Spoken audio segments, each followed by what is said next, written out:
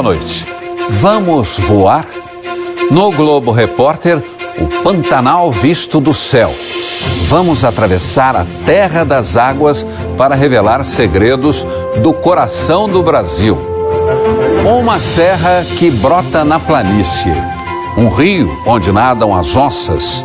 Nossa equipe viajou ao lado delas. Araras azuis, veados, antas e a grande farmácia do mato. A beleza de um jardim suspenso sobre os rios. Vozes do Pantanal. Cientistas conseguem entender o que dizem os bichos? A grande jornada dos rebanhos que fogem da enchente e o despertar do econegócio. O programa desta noite é uma coprodução com a Rede Mato Grossense de televisão.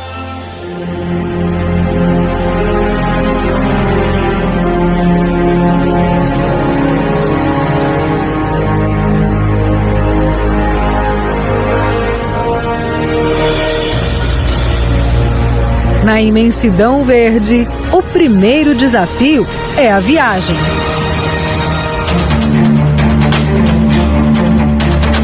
É tanta beleza, mas para chegar é uma aventura, um sofrimento. As distâncias, os campos alagados, até parece que a natureza criou esses obstáculos para proteger um tesouro.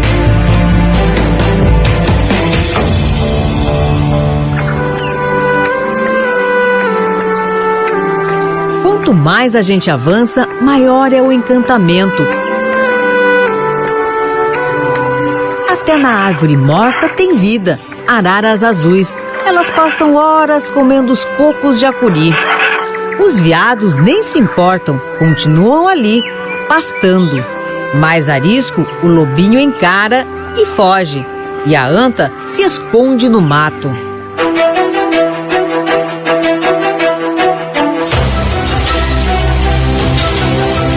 É arrebatador, imponente, soberano. O Pantanal, visto de cima, é a terra das águas. Se revela ser um emaranhado de rios, lagoas e verde, muito verde. Aqui, a natureza nos ensina como moldou esse paraíso. Essa é a região mais isolada do Pantanal e uma das mais importantes para a conservação de toda a planície pantaneira. É que aqui tem a vegetação do Pantanal, do Cerrado, da Amazônia e também a Serra do Amolar, que é um refúgio natural. Foi criada uma rede de proteção para manter esse corredor de biodiversidade. Essa é a única região pantaneira que está sempre assim, com muita água. A inundação dificulta o acesso e protege a vida selvagem. Pessoas ficam surpresas, quando descobrem que no meio de uma planície de aproximadamente 138 mil quilômetros quadrados você tem serras. E essas serras era extremamente importante para que esse ecossistema funcione com toda a sua dinâmica, como área de refúgio, controlando o regime de cheias e dando vida para toda essa biodiversidade. As fazendas têm áreas de proteção. Os pesquisadores estão mapeando a flora e a fauna. Nós já levantamos 33 espécies diferentes de mamíferos ocorrendo nessa região. Foram 120 espécies de formigas levantadas por outros pesquisadores. 420 espécies de besouros, 120 espécies de plantas. Isso aqui é literalmente uma riqueza de todo ser humano,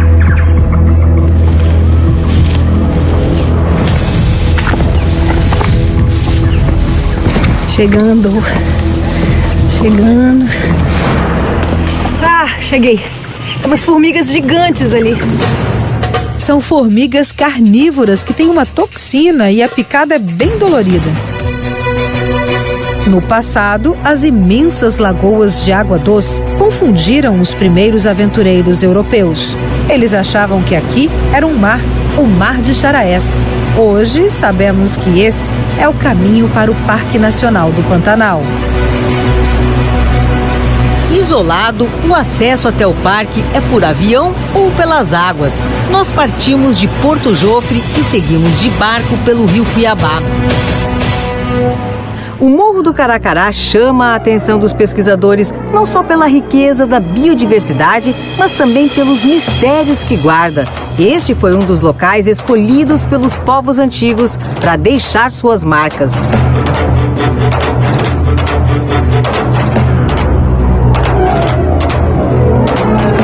As arqueólogas já identificaram 30 pontos de arte rupestre, alguns a uma altura de 100 metros em relação à planície pantaneira.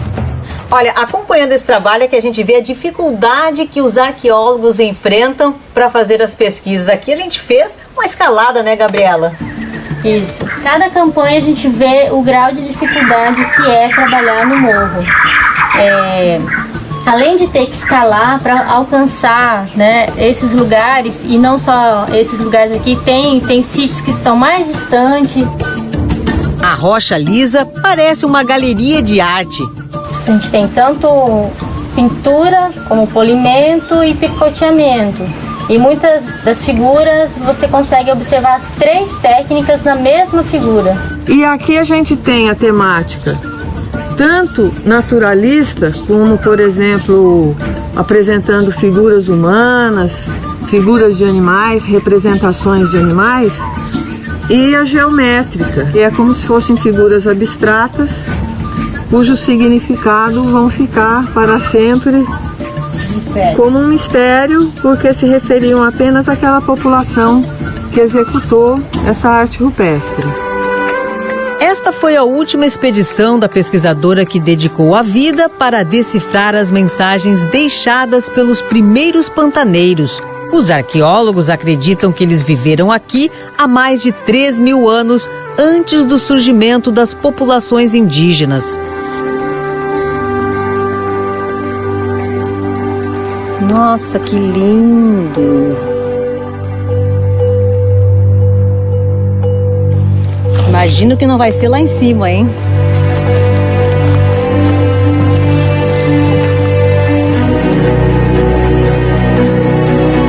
Aqui de cima dá para se ter uma noção melhor do tamanho do Parque Nacional do Pantanal. São 136 mil hectares preservados. É uma área que é muito procurada para a atividade de pesca, tanto a pesca esportiva quanto a pesca profissional. Então, um dos desafios é manter o parque sem a atividade da pesca ilegal. A pesquisa científica ela é muito importante, então o parque também apoia a realização dessas pesquisas científicas para a gente ter um conhecimento da biodiversidade que está sendo protegida dentro do Parque Nacional. Um lugar de encontros raros. A onça passou nadando pertinho do nosso barco. A fêmea do cafezinho botou os ovos numa vitória régia. Seguimos o caminho das águas e encontramos um oásis às margens do rio Paraguai. O que a anta come? Alguém sabe me dizer o que a anta come? Ela está espalhando sementes para repovoar tudo isso aqui, todos esses vegetais que existem aqui. A riqueza natural é assunto das aulas. Compartilhar conhecimento para despertar nas crianças o orgulho de ter nascido aqui. Isso aqui é lindo. A primeira vez que eu vi essa serra, assim, eu fiquei completamente tonta com essa beleza e pensar que isso... Não sabia que existia, não sabia, que tinha essa coisa tão linda na fronteira com o Brasil. O encantamento fez Tereza comprar terras na região. Ela buscou parceria com os amigos e construiu essa escola para atender as crianças ribeirinhas que não tinham onde estudar. Aqui na Escola Jatobazinho, a capacidade é para 60 alunos que estudam do 1º ao 5º ano. Mas essa é uma escola diferente. Os alunos moram aqui em regime de semi-internato. Ficam na escola de segunda a sexta e passam o fim de semana em casa. Essa é uma aula de matemática. Esse jeito diferente de ensinar foi o caminho encontrado para que os pantaneirinhos tivessem ensino de qualidade sem ter de deixar o Pantanal. Eu moro na Ilha da Amizade. Mas se não tivesse essa escola perto da ilha onde você mora, onde você ia estudar? Eu ia ficar lá na minha avó mesmo. Sem estudar? Olhar esperto, sorriso feliz. As crianças descobriram na educação um mundo a ser desbravado. Essa escola para mim, ela é muito especial para mim, que ela me ensinou várias coisas, brincadeiras, ler, escrever, e eu quero sempre estudar aqui. Eu quero ver isso conservado, é isso que eu quero. E quero ver essas crianças realizando os sonhos delas, porque elas têm muitos sonhos, né? O horizonte aqui é maravilhoso, mas ele é restrito para os desejos delas, né?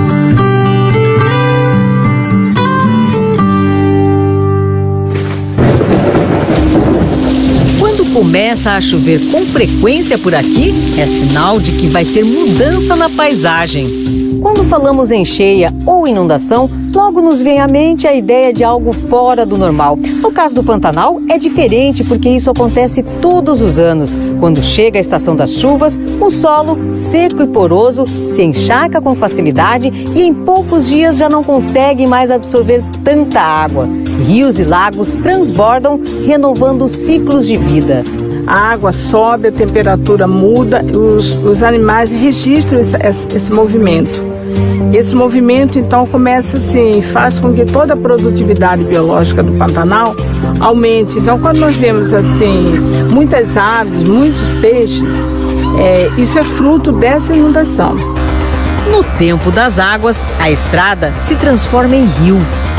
O pessoal que navega aqui tem que conhecer muito da região, né? Essa época do ano aqui. Quem não conhece muito da região costuma se perder. Na época de cheia, muitas casas ficam ilhadas no Pantanal. É quando as sucuris são vistas com mais frequência por aqui.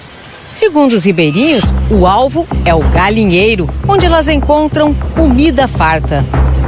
Seu Márcio já perdeu as contas de quantas galinhas viraram janta de sucuri. Ela ataca mais à noite, né? Tem horário que a galinha fica concentrada só num lugar, eu acho por isso que ele fica mais fácil dele atacar, né? Os ribeirinhos acabavam matando as sucuris para evitar prejuízo nos galinheiros. Mas o conhecimento científico mudou esse olhar. Foi então que o seu Doalci inventou o galinheiro à prova de sucuri. Então eu usei uma tela mais grossa, fiz ele de alvenaria, ergui um pouco do chão para evitar delas entrar em fresta, né? Hoje, os ribeirinhos ajudam na pesquisa e na proteção da sucuri. E já aprenderam que ela não tem veneno e nem quebra os ossos da presa. O turista que vem para o Pantanal, ele tem uma lista, né, de bichos que ele quer ver. E a sucuri, com certeza, está nessa lista. E a gente acredita que ela tem um potencial ecoturístico grande, né? Que ela pode ser vista por turistas, a gente pode pensar num turismo de sucuris, assim como existe um turismo de onça. Quando muda a paisagem, muda também a rotina dos peões no Pantanal. Com o alagamento das áreas de pastagens, é hora de levar o gado para as regiões mais altas, onde a água não chega. Quando a enchente é muito grande, a gente fica com o desafio de passar dias, semanas e até meses para reunir esse gado. A terra das águas tem que saber viver sem pressa. Aqui é um lugar agradável, um lugar bom de se trabalhar, né? É um escritório que não dá aborrecimento em ninguém, né? O Pantanal é tão grande que a cheia não chega de uma só vez em todos os lugares. O pantaneiro entende como poucos os sinais da natureza. A travessia na ponte tem de ser lenta para não assustar os animais.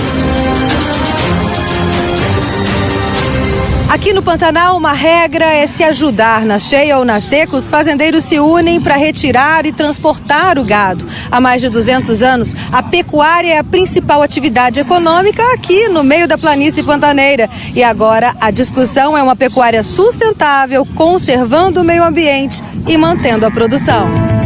Seu João é um dos pioneiros. Na fazenda dele, boi e animais silvestres compartilham o mesmo espaço. Hoje nós temos aqui o porco monteiro em quantidade, você tem a onça que aparece, você tem o veado, você tem a capivara, você tem a anta. Eles pensam em criar um selo de carne produzida em uma região conservada, sem uso de agrotóxicos e respeitando a natureza e as pessoas que vivem aqui. Esses fazendeiros são os que abrem as porteiras para a ciência. É o princípio do econegócio. Valorizar os produtos cuja produção ajuda a conservar o Pantanal.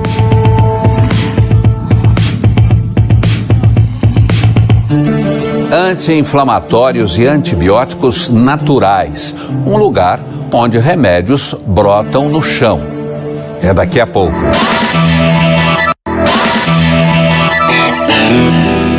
Na flor do aguapé, o ponto amarelo é um sinal para os insetos saberem onde está o néctar.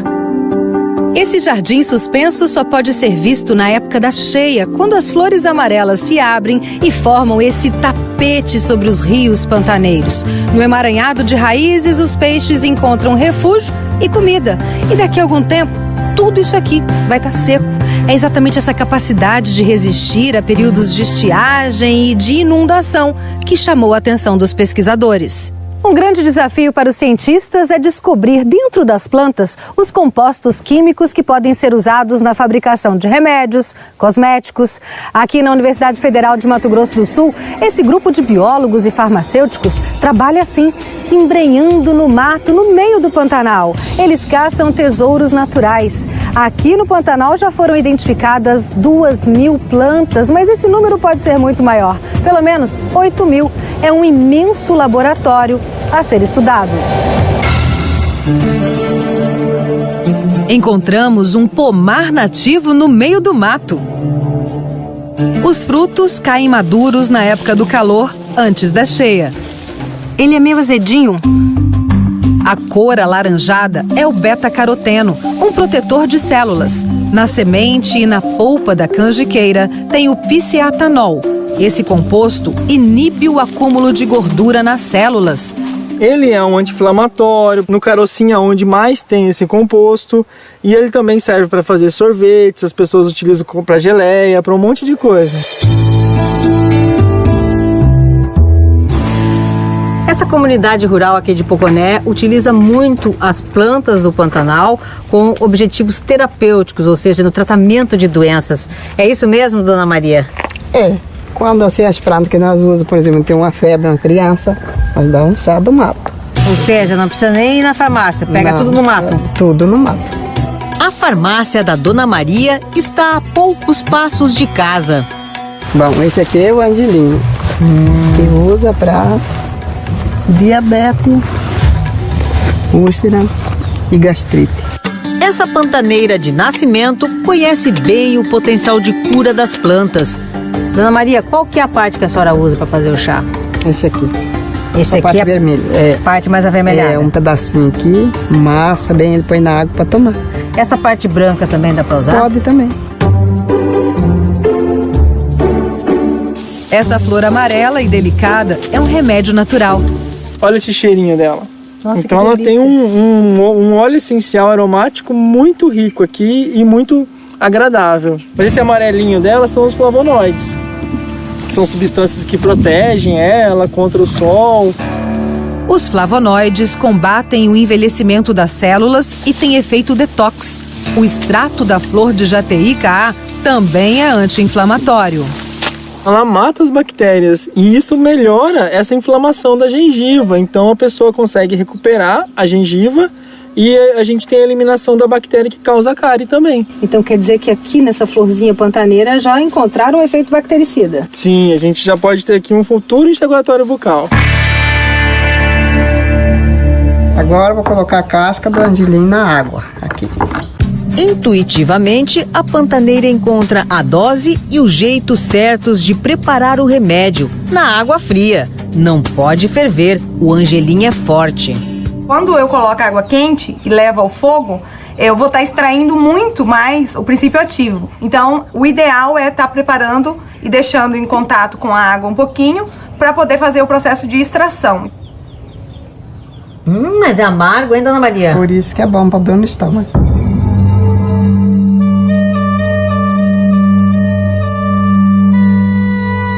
Essas árvores são resistentes ao frio, ao calor, têm raízes profundas que buscam água subterrânea na época da seca. O tronco é revestido por uma casca grossa. Por isso o ipê é um mestre da sobrevivência. Essa espécie aqui só nasce no Cerrado, no Pantanal, é conhecida por paratudo. E nesse ipê pantaneiro, os pesquisadores encontraram uma substância que é um santo remédio para tratar picada de cobra. Eles maceram essa casca, né, junto com alguma gordura que eles estão levando para cozinhar. Então pode ser uma banha, um óleo, e eles colocam em cima do local da picada. A gente tira aqui esse tecido morto dela. O que o ipê usa para se proteger também pode curar as pessoas. Nossa, é muito amargo. E ela é amarga justamente por causa dessa substância que a gente estuda, que é um eridoide.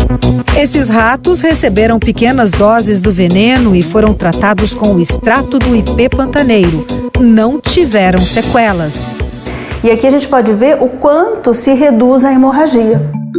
O remédio feito com o paratudo é o primeiro à base de plantas para tratar as sequelas de picada de cobra, mas não substitui o soro antiofídico. Aqui no Laboratório de Bioquímica da Universidade Federal de Mato Grosso, o desafio dos pesquisadores é avaliar cientificamente se as plantas de fato têm as propriedades que podem levar aos efeitos relatados pelos pantaneiros. Lembra da Dona Maria, que usa a casca do angelim para dor de estômago? Pois é, as pesquisas revelaram que a planta também é um santo remédio para tratar diabetes. Nós constatamos também, então, que esse efeito se deve à melhora na ação da insulina no organismo.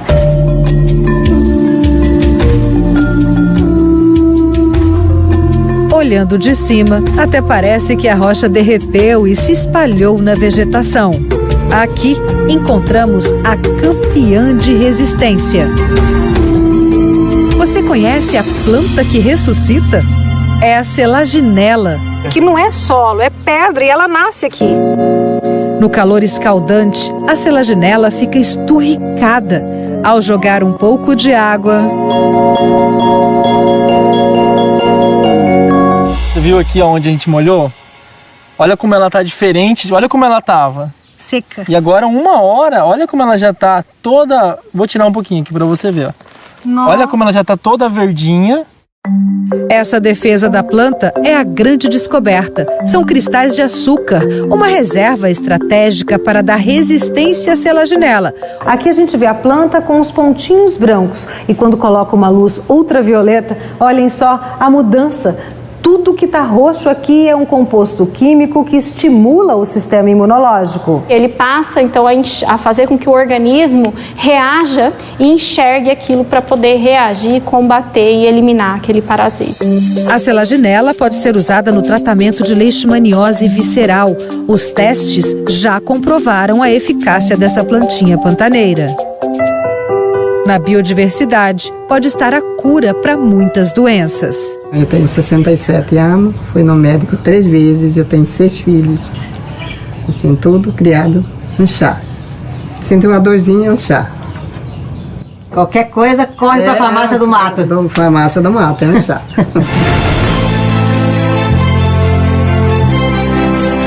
No maior refúgio de vida silvestre das Américas, cada espécie tem a sua preferência.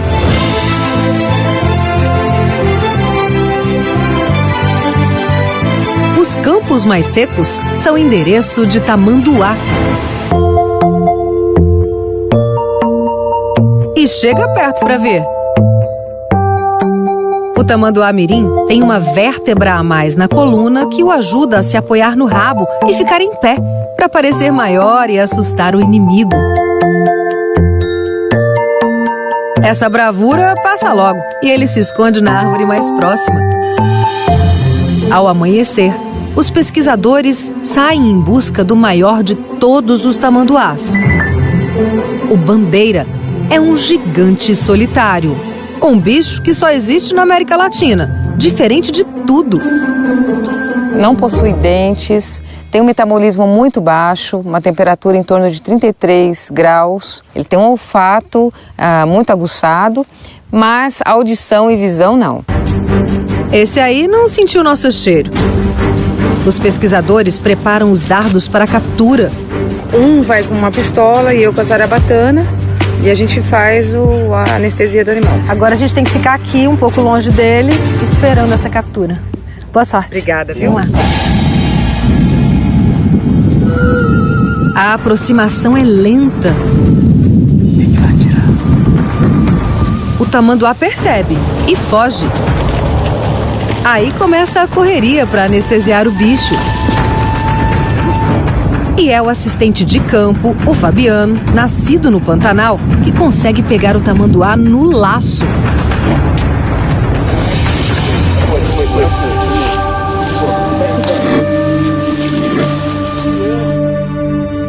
O efeito da anestesia é de 40 minutos.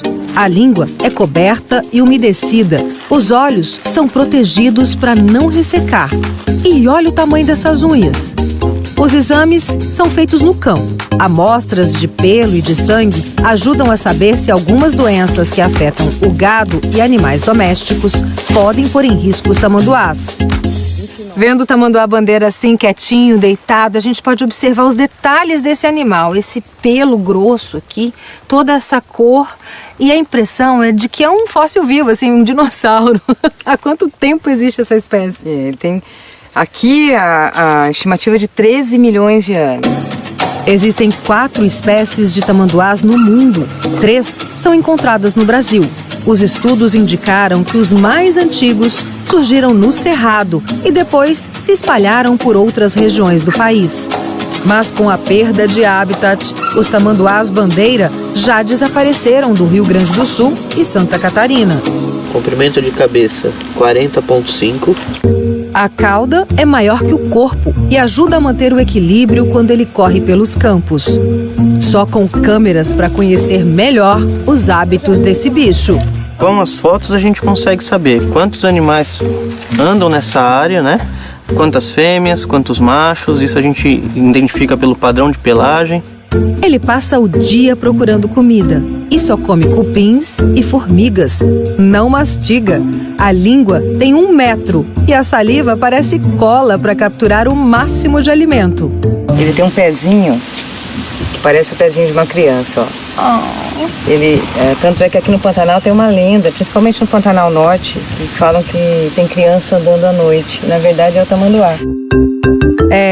Esse bicho sofre por causa de crendices populares. Viu um tamanduá-bandeira? Era azar. Era azar.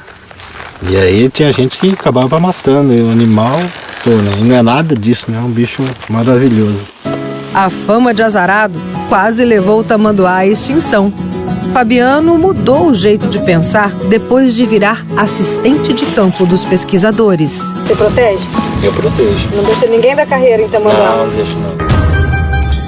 Outro perigo, as rodovias no Pantanal e no Cerrado. São muitos atropelamentos. No Centro de Reabilitação de Animais Silvestres de Campo Grande, chegou mais um filhote que perdeu a mãe na estrada. Ele ainda toma leite no potinho. Ele acha que a almofadinha é a mãe dele. Olha aqui. Eles ficam em torno de 8 meses, né, grudados no dorso da mãe. E esse aqui é o porto seguro dele. Qualquer ameaçazinha, ele dá uma saidinha, mas se ele se sente ameaçado, ele volta pra cá. Hoje, ele vai comer cupim pela primeira vez. A reabilitação é lenta, mas dá resultado. 60% dos filhotes se recuperam e são soltos. Antes disso, recebem um chip para serem monitorados. E no desafio de salvar essa espécie, encontros inesquecíveis. A natureza é incrível aqui e ver este animal, nunca na minha vida eu vi algo assim. Uau! Que emoção, né? É muito emoção. Como se chama o animal? Tamanduá? Tamanduá. Bandeira. Bandeira. Bandeira, como bandeira? Bandeira. Você seria capaz de traduzir a conversa dos animais? Cientistas brasileiros e estrangeiros se juntam para decifrar as vozes do Pantanal. É daqui a pouco.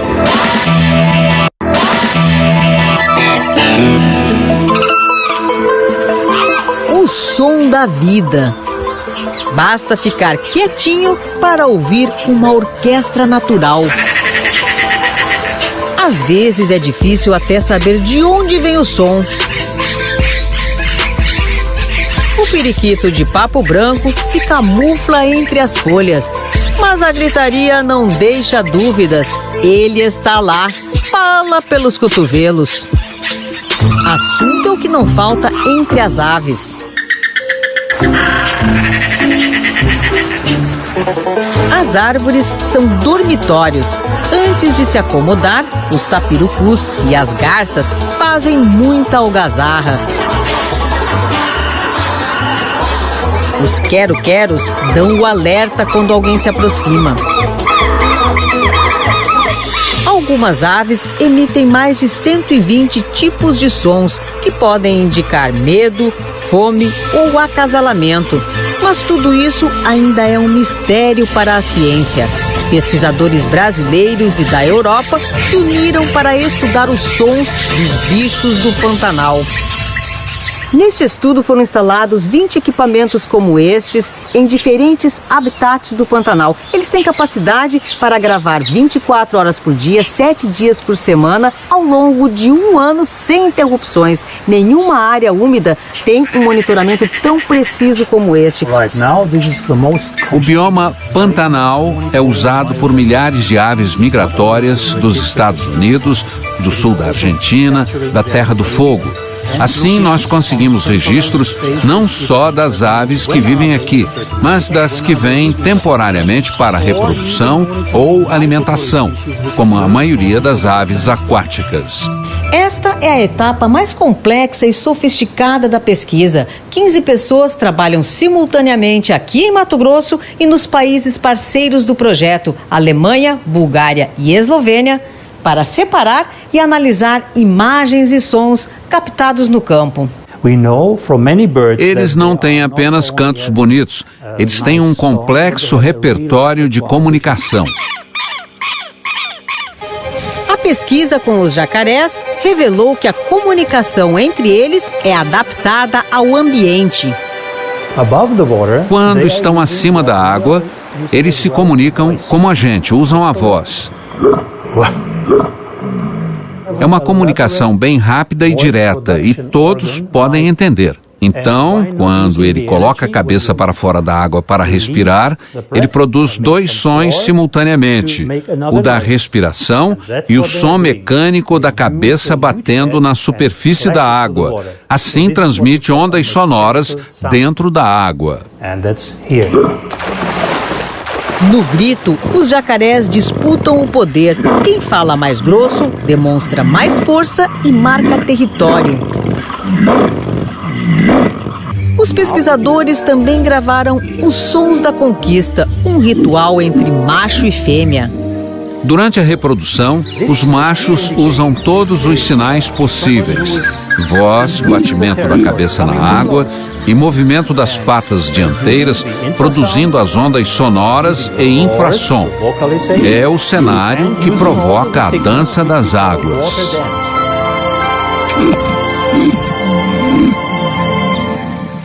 E para quem sempre ouviu falar no grilo falante, os pesquisadores têm um recado. É porque grilo não vocaliza, né? Não tem aparelho vocal, né?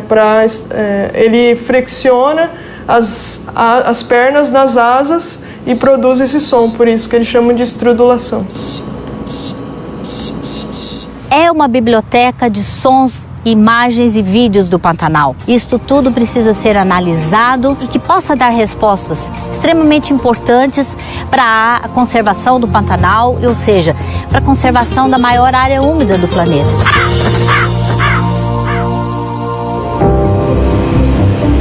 No Rio Negro, os pesquisadores já descobriram o que as ariranhas falam. Mãe, é tudo igual. Grita apreensiva, chamando o filhote. Há 11 anos, Caroline Leustenberger estuda as ariranhas pantaneiras.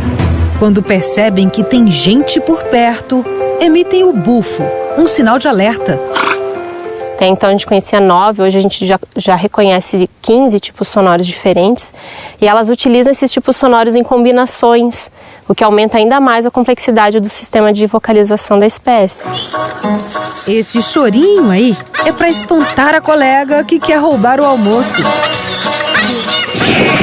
E quando aparecem os intrusos, tem briga no rio.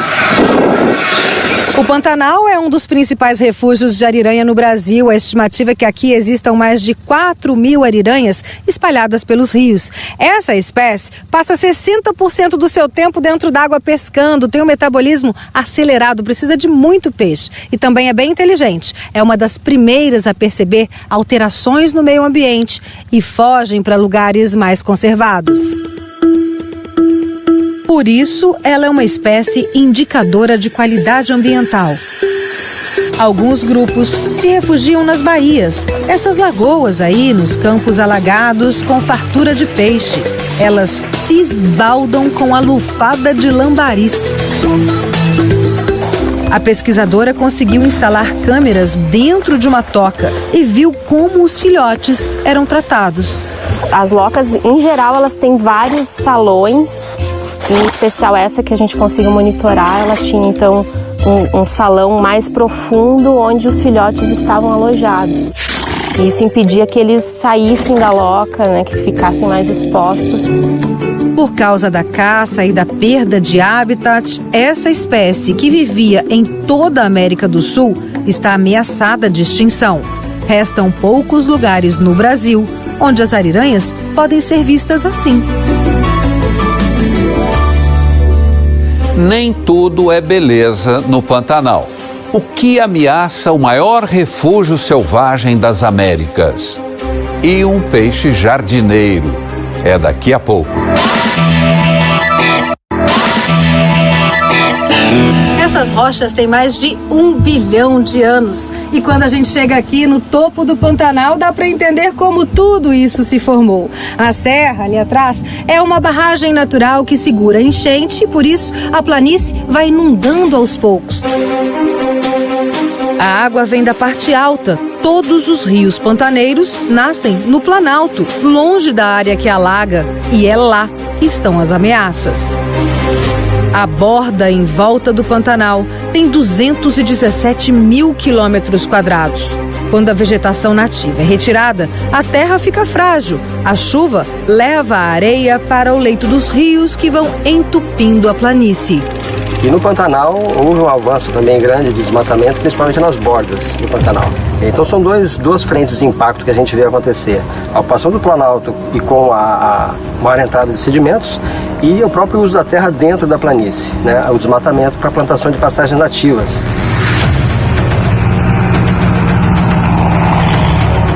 Do alto, a imensidão alagada e a serra, fora do Pantanal. Soja a perder de vista.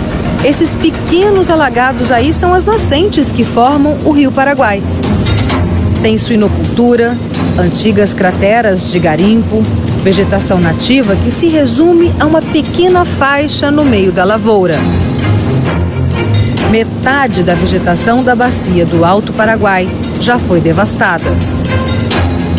O encontro das águas aqui não é um espetáculo de beleza, é um desequilíbrio. A água barrenta do rio Sepotuba traz muita terra do Planalto e joga tudo no Rio Paraguai. Professor Aguinaldo Silva, da Universidade Federal de Mato Grosso do Sul, acompanha há uma década a mudança na paisagem. Ele coleta amostras, mede a quantidade de areia e terra na água.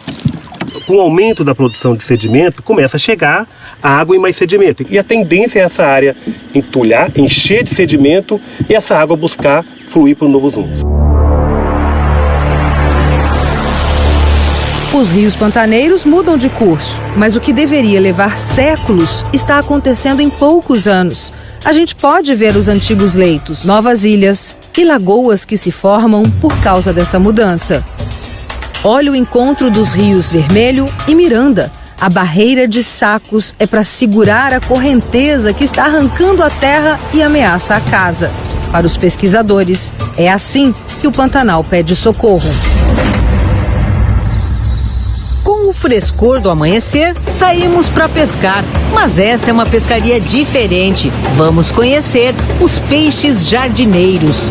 Esses peixes eles fazem dispersão de sementes em áreas alagadas. Essa interação do peixe-planta, ela é chamada de ictiocoria e ocorre nesse período de cheia, em áreas alagáveis como o Pantanal e na Amazônia.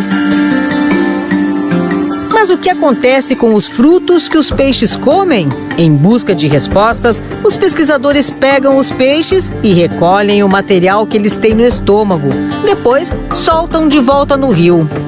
O pacu é um campeão. Ele nada para longe e leva na barriga um jardim a ser semeado. Encontramos indivíduos com mais de 3.500 sementes inteiras, com uma diversidade de 14 espécies de plantas diferentes dentro de um único indivíduo. Então, o pacu, pra gente, ele é considerado o melhor dispersor do que as outras espécies. E o que a gente está analisando agora são as outras espécies. Por isso, o regime de cheia e seca ajuda a manter vivo o Pantanal. Nos campos alagados, os cardumes espalham sementes que vão brotar quando as águas baixarem. Assim, o ciclo da vida se renova.